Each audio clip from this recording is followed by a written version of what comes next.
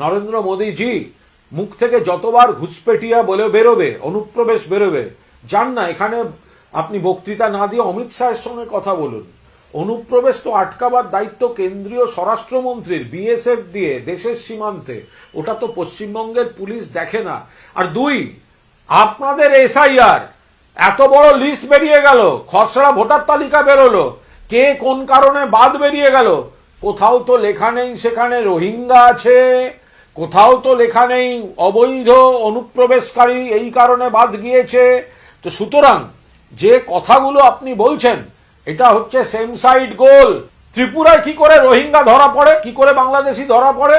আপনার সরকারের দায়িত্ব দেশের সীমান্ত সুরক্ষিত রাখা, আপনার স্বরাষ্ট্র মন্ত্রক, আপনার স্বরাষ্ট্রমন্ত্রী, আপনার বিএসএফ, আপনার সেন্ট্রাল এজেন্সি, আপনি সেখানে ব্যর্থ।